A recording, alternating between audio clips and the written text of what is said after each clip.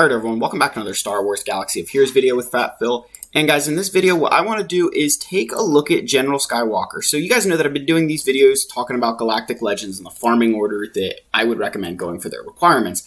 And I wanted to take a slight break to that, right? We're going to break it up with like General Skywalker, Executor, maybe throw profundity in there.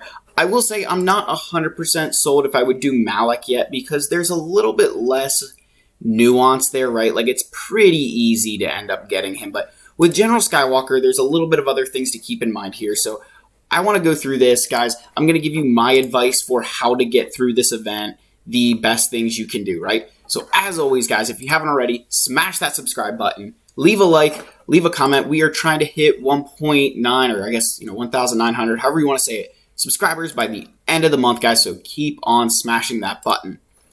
Now, as you knew, in every video we do here, we must first give praise to our king, Wampa. Wampa, you might not be in this event, but you are always in my heart. All right, guys, so let's talk about General Skywalker, right?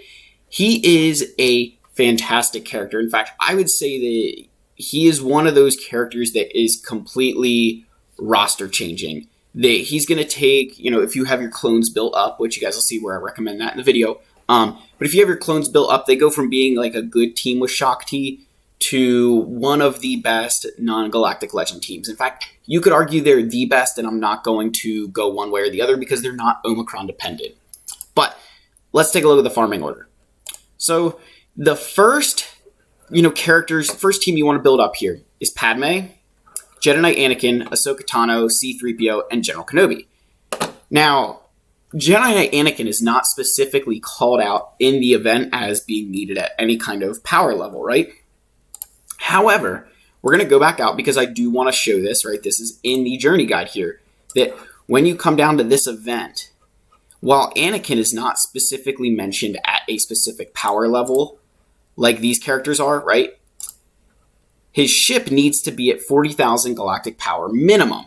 Now, of course, that's pretty easy to obtain, right? My Gear 9 Plo Koon barely, look at that.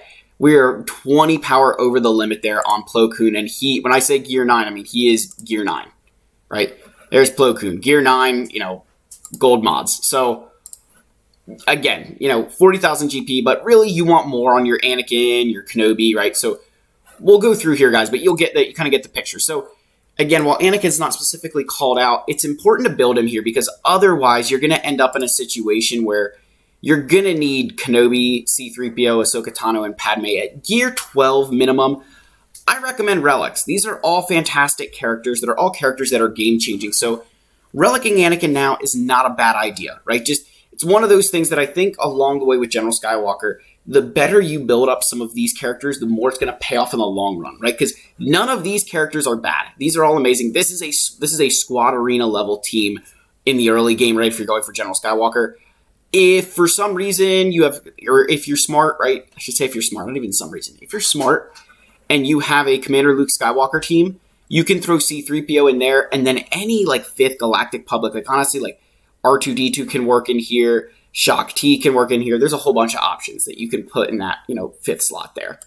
So those are the first 5 characters. Again, at what relic levels, you could argue relic 2, relic 3. Relic 3 is kind of a nice minimum to do. That gets you to at least be able to use a like level 3 Datacron. If you want to go up to level 5 for the challenge pit raid, I'm not going to fault you there either. Again, just think about what makes sense for your roster. All right, next is Shaak Ti and the clones.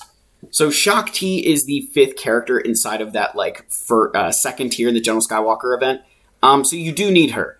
I'm not saying you need her at Relic 7. That's a Galactic Legend level requirement at this point, but the character still matches up. That's where we want those things. That's where we want these characters at, right? I do apologize if you can hear my cats playing in the background here.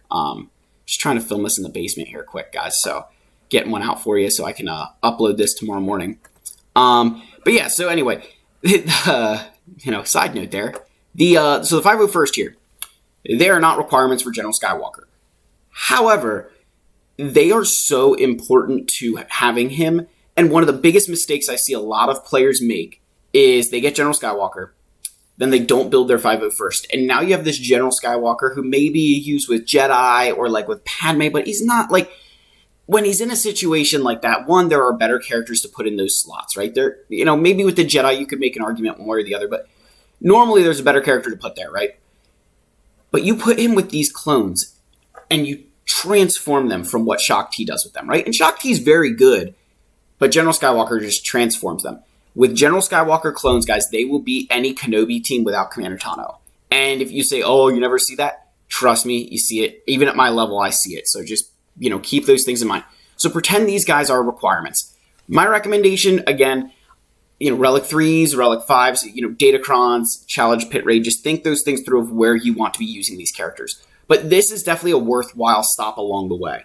It's something that I think a lot of people miss out on, and the doing this now benefits you because they're going to be useful with Shaak Ti for a while you build towards your General Skywalker.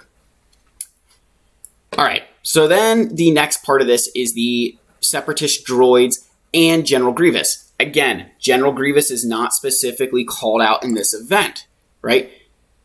Asajj Ventress. Why? Again, we know why CG did this, but why? Come on. And it's ridiculous because she has no, synergy with those droids whatsoever. She's just there as a requirement, right?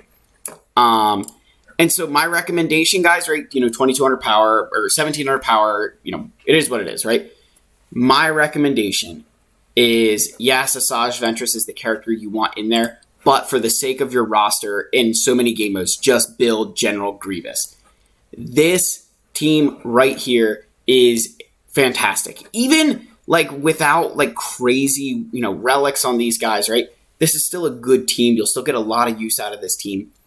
And again, I think with this General Skywalker event, what I learned when I went through it was that if I didn't have some of these things, I had General Grievous relicked by the time that I did this General Skywalker event. And you don't need to take him to Relic 7 right away, right?